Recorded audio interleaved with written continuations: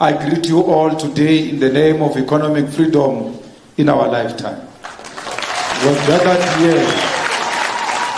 gathered you here today to conduct a dry run for our National People's Assembly and to determine whether indeed the delegates which have been elected in the branch People's Assemblies and branch General Assemblies are people we can touch and feel and are people we can see. Each and every one of you hold a massive responsibility as you have been entrusted with a mandate by your branches who represent communities at a ward-based level to advance the challenges, needs, and aspirations of the people who reside where you come from.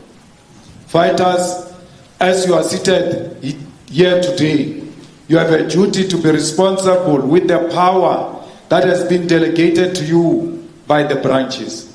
As you are seated in this Provincial General Assembly, you have the responsibility to be disciplined and participate in the discussions around the discussion documents and the plan of action for the EFF in your province over the next 5 years. As a delegate of the EFF, you have a duty to reflect on the leadership question. And in your reflection, you must be incorruptible. It is your responsibility as a delegate to defend the movement from foreign tendencies such as the use of money for the leadership contest and the influence of external forces in the National People's Assembly of the EFF.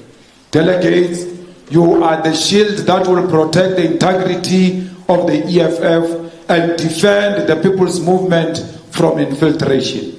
It is you who must tell us of the misuse of organizational resources to pursue a selfish, narrow, and factional interest. It is you who must guard against the quarantine of delegates in places which are not approved by the EFF and the use of transport that does not belong to the EFF to transport you as delegates. Fighters, you must not allow the power that you hold on behalf of the people to be purchased by individuals who are seeking election and or who are promoting anarchy in the National People's Assembly. Your primary responsibility is that you must maintain the discipline of the movement. Delegates, we take this opportunity to remind you that the following will constitute a wrongful lobbying practices: raising and using funds and other resources to campaign for elections, distributing money to EFF members and structures as part of a campaign for leadership election, production of t-shirts, posters, and other paraphernalia to promote a particular list of candidates, promising positions or other incentives or threatening to withhold such as a means of gaining support, using the media to promote a particular list of candidates and to spread malicious rumors, falsehoods, or allegations against those with whom you disagree, leaking confidential information to the media, secret interaction with journalists with the intention to get them to write stories on internal organizational issues and communicating internal decisions, or processes to the media without due authorization. Negative campaigning which relate to the attacks of the integrity of other comrades both within the structures of the movement and in other forums. Suppressing honest and legitimate debate about the caliber of candidate in formal meetings of the movement. Allowing structures or individuals to condone violation of constitutional provisions and or regulations and or failing to report such violations when they occur. Using the offices, resources, and staff of the EFF or any state institution or company as a machinery to promote a particular list of candidates. Using violence, intimidation, threats to coerce and force those who hold a different view. Setting up structures outside organization to promote or lobby for a particular candidate. Convening meetings to discuss leadership issues under the false pretext that they are organized constitutional structures. Production and distribution of documents and pamphlets not approved by structures of the organization will not be allowed. You cannot use social media such as Facebook, WhatsApp and WhatsApp groups or Twitter to negatively attack others. EFF members nominated for leadership positions in the CCT must actively and vehemently discourage anyone from using their names to campaign for leadership position. If you keep quiet when your name is used to divide and undermine the integrity of our organization, your name shall be disqualified from contesting for any position in the organization. When people do wrong things in your name, you must be able to stand up and say, "Not in my name." No EFF from the CCT or PCT is permitted to create the perception that their lobbying is a decision of the upper structures. Structures and members of organization have a right to raise their views. No one must come and impose a list and say democratic centralism says this is what we must do. Now is the time for branches to speak and not the upper structures. Lobbying shall stop once the process of electing the new CCT has been concluded at the Third National People's Assembly. Once the new CCT is elected, it becomes the duty of all EFF members to unite and rally behind the newly elected leadership, regardless of the preference the delegates had before the elections. We urge you to remain loyal only to the National People's Assembly guidelines, the Constitution of the EFF, the Code of Revolutionary Discipline, and the EFF Founding Manifesto. Do not be loyal to the Code of Conduct and Constitution of the faction, because you will have to choose between the Constitution of the faction and the Constitution of the EFF. And the EFF Constitution will always win over individuals. If anyone tries to make you conduct yourself outside of these revolutionary documents, then it is your revolutionary responsibility to report such individuals. A delegate of the EFF is not silent in the face of corruption. A delegate of the EFF does not look away when they sense the movement is about to be compromised or be put in a disrepute. Fellow fighters, as a delegate of the EFF, you are expected to be loyal to our Constitution. And our Constitution demands of us in Section 6, subsection 7b, loyalty means that at all times, members and leaders will not keep quiet when the organization is unfairly criticized and attacked in private and in public. Loyalty to the organization means that members will remain active members even when removed from positions of responsibility or deployments. Loyalty means that members of the organization will not join in the opposition and opponent forces who unfairly criticize the organization and its leadership. It is for this reason that you as delegate must be vigilant and loyal and never allow enemy forces to coerce you into unfairly criticize the organization or its leadership.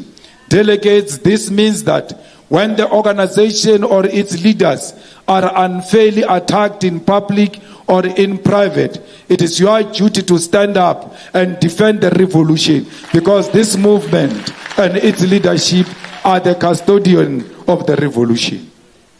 Fighters, the fact that we are heading to the Third National People's Assembly does not mean that we no longer have leadership, that anarchy must prevail. Until the Electoral Committee dissolves the Central Command team at the National People's Assembly, this organization remains led, and this leadership will guide you throughout this process alongside your provincial leaders.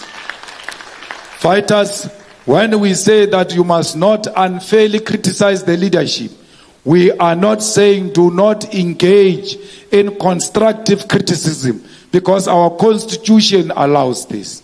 Section 6, subsection 5 of the Constitution speaks to constructive criticism and self-criticism, and it reads as follows. From time to time, Members and structures of the EFF should engage in constructive criticism and self-criticism, meaning they should openly, honestly review the work they do and avoid all forms of boastfulness and self-glorification over minor achievements. The People's Assembly, CCT, PCT, RCT, BCT, deployed cadres and members should periodically review the work they are doing against their own set targets. They should always ask whether they have taken the correct decisions, whether they have achieved what they intended to achieve within the time periods they decided upon. Fellow fighters, none of you must therefore feel like you are censored from reflecting and engaging in constructive criticism. Because when you are critiquing this organization, you are critiquing yourself because you are the organization. The discussion documents of the Third National People's Assembly are part and parcel of this collective constructive criticism and self-criticism, especially in the organizational character and design document. And it is this discussion document, amongst many others, which should inform your discussions here today. There are many critical questions which you must reflect on, such as the reorganization of regional structures into sub-regional structures. We must ask ourselves a question without being factional as to whether regional structures are relevant or not. What is the immediate role of the regional structures? Can this role not be played by sub-regional structures? Because when we choose a sub-region, it means we choose a person from amongst ourselves, a person who knows our dynamics, a person who lives our struggles, and is not a stranger who wins a position of a regional chairperson, even when he's not known for working the ground, but because he's got the means to lobby others and become a regional leader. Fighters, we need to discuss whether we have not reached a point where we must establish the youth command and collapse the student command into a youth command, because students are members of the community before they are students.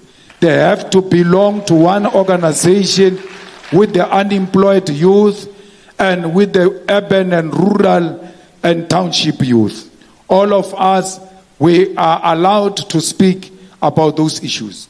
We are allowed to speak whether we should increase the membership target from 100 to 200 or we should maintain it at 100. Because our responsibility is to win elections. How does having 100 members translate into winning even a voting district? These discussion documents ought to be the bedrock of our discussion, because you cannot discuss leadership question before you discuss the mandate these leaders must carry out.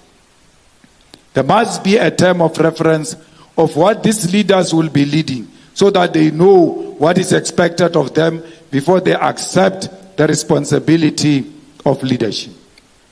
Let us exhibit the highest form of discipline, fellow fighters, and in doing so, not shy away from reflecting on the recent occurrences within our movement and within society in general. The National People's Assembly is important because it is our commitment to internal democracy, a principle which we must never compromise, because it is Leninism to allow all party members to engage on the tactical questions and planning of the movement and to engage on the election of party leadership. It does not matter whether democracy goes in our favor or not, but our commitment should be to democracy. Be honest in your discussions and revolutionary in your approach, and avoid at all times the temptation to fall into the traps of liberalism. In closing, I want to share with you the key principles to avoid an organizational decay and to avoid allowing liberal tendencies to inspire you as delegates of the EFF. And these are the 11 points on combating liberalism as developed by Mao Zedong of China. Liberalism fighters manifest itself in the following ways, and we must always strive to avoid practicing it. To let things slide for the sake of peace and friendship when a person has clearly gone wrong. This means that when a person is your friend, even when they are doing wrong, you allow them to do wrong because you want peace. And refrain from principal argument because it's an old acquaintance, a fellow townsman, a schoolmate, a close friend, a loved one, an old colleague, or old subordinate. You cannot keep quiet in the organization even when the wrong is done by your wife or the husband who's a fellow member. A wrong is wrong even when committed by the loved one. Or to touch on the matter lightly instead of going into it thoroughly, so as to keep on good terms. The result is that both the organization and the individuals you are protecting are going to be harmed. To indulge in irresponsible criticism in private instead of actively putting forward one suggestion to the organization. At the corners, you speak very bad about the organization. In private, you speak very bad about the organization. In private houses and functions where we are not present, you speak very bad of the organization. To say nothing to people, to their faces, but to gossip behind their backs, or to say nothing at a meeting, but to gossip afterwards. To show no regard at all for the principle of collective life, but to follow one's own inclination. This is a second type of unacceptable tendency. To let things drift if they do not affect one personally. So if you are not personally affected, you just allow things to pass, yet you say you love the organization. To say as little as possible while knowing perfectly well what is wrong. To be weirdly wise. Weirdly wise means you speak in tongues and not very clear where you stand, because you play safe and seek only to avoid a blame. Never avoid a blame. Take a position. Not to obey orders, but to give pride of place to one's own opinions. When the leadership says to you, this is the direction we are taking, even after a thorough debate, because you think your own individual opinion is superior to that collective wisdom, you disobey the collective wisdom. To demand special consideration from the organization, but to reject its discipline. To indulge in personal attacks, big quarrels, vent personal spite, or seek revenge instead of entering into an argument and struggling against incorrect views for the sake of unity or progress or getting the work done properly. To hear incorrect views without rebutting them, and even to hear counter-revolutionary remarks without reporting them, but instead to take them calmly as nothing had happened. You sit with people in their rooms, in your own houses, in the suburban areas, and they tell you they are going to leave the EFF, and you don't report that counter-revolutionary remarks to the leadership of the EFF and want to be regarded as one of our own. To be among the masses and fail to conduct propaganda, an agitation, or speak at a meeting, or conduct investigation and inquire amongst them, and instead to be indifferent to them and show no concern for their well-being, forgetting that one is a communist and behaving as if one were an ordinary non-communist. It's a reactionary view.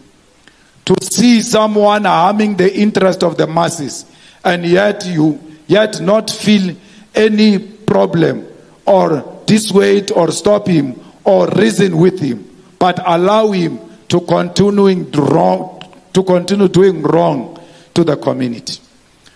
To work half-heartedly without definite plan or direction. To work perfectionary and muddle along. So long as one remains a monk, one goes tolling the bell. This is a ninth type of a tendency that is unacceptable. To regard oneself as having rendered great service to the revolution. To pride oneself on being a veteran. To disdain minor assignments while being quite unequivocal to major tasks. To be slipshod in work and slack in study. When we say to you, you must go to school, and you refuse to go to school and yet regard yourself as a revolutionary. A revolutionary can never hate education. There is no need to remind us that you are a veteran of the EFF. There is no need to remind us that you started with the EFF in 2013. Your own performance and conduct in the organization will speak for you. You are speaking about it and overemphasizing it because you want to impose yourself on us. To be aware of one's own mistakes and yet make no attempt to correct them. Taking a liberal attitude towards oneself. As Marxists and Leninists and as students of Fanon, let us engage frankly and remain revolutionary and avoid liberalism at all costs. Fighters, the time is now to take a stand. You cannot be neutral at a point when your organization needs you the most. The time is now to stand up and say, not in our names. The time is now that no old man with no track record of doing good to black people can claim that he can unite black people. Only the EFF has demonstrated that it has got capacity to unite black people. Only the EFF has got a track record of 11 years of unbroken struggle, fighting for the interest of the black people in South Africa. No organization, older or young, can claim the achievements that the EFF has made in 11 years, because this EFF, from its inception, it has never been ashamed to be associated with black people and Africans in particular. Fighters, show me any organization that brought together in the past 11 years, that brought together almost 120,000 black people under one roof, speaking one language, determining their own destination together. No any other organization has ever done that except the EFF. What nonsensical unity are they talking about? What unity of Africans are you talking about when you have had almost 82 years to unite Africans? No organization in South Africa, in Africa, and in the diaspora can claim to unite Africans, because it is only EFF that can be found in Zimbabwe, in Mozambique, in Ghana, in Nigeria, in Liberia, in the whole of African continent, because the true unity of African people lies with the unity of the EFF. The unity of Africa depends on the unity of the EFF. The liberation of black people in South Africa depends on the unity of the EFF. Defend the unity of the EFF is the only one that can unify the whole of black nation all over South Africa, all over Africa.